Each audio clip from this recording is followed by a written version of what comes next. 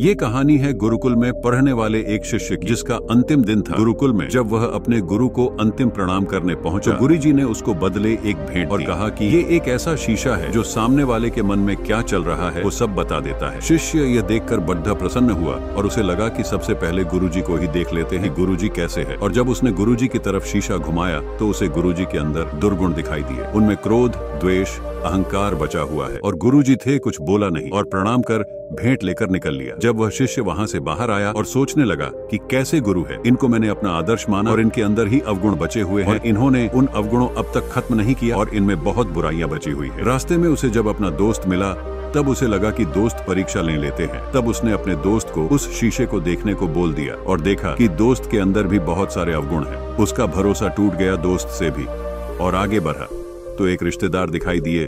तब उसे लगा कि चलो इनका भी हाल जान लेते हैं। उनको भी शीशा दिखाया और तभी शिष्य उनके मन के भाव पढ़ लिए कि रिश्तेदार में भी कमियां है।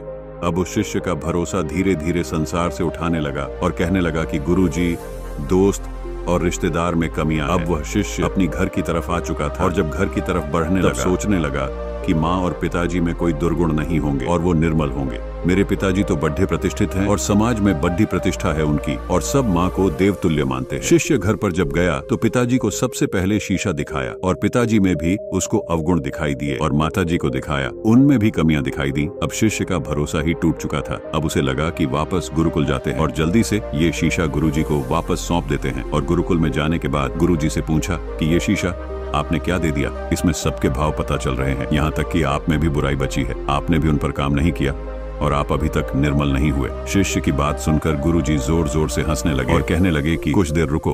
तब उन्होंने वह शीशा जो था उसको शिष्य की तरफ घुमाया और कहा कि अपना चेहरा देखो और फिर बताया कि देखो कितने सारे अवगुण तुम्हारे अंदर है और तुम्हारा पूरा मन मैला है, कहीं पर भी निर्मलता नहीं थी, सारे अवगुण भरे हुए थे। तब गुरुजी ने शिष्य से कहा कि ये शीशा तुम्हें इसलिए दिया था कि तुम अपने आप को देखो और अपनी बुराई और अवगुणों को नष्ट करो और एक अच्छे इंसान बनो। और तुमने पूरा दिन निकाल दिया कि किसमें क्या भरा हुआ है, जबकि ये नहीं देखा कि मेरे अंदर कितनी बुराई भरी है।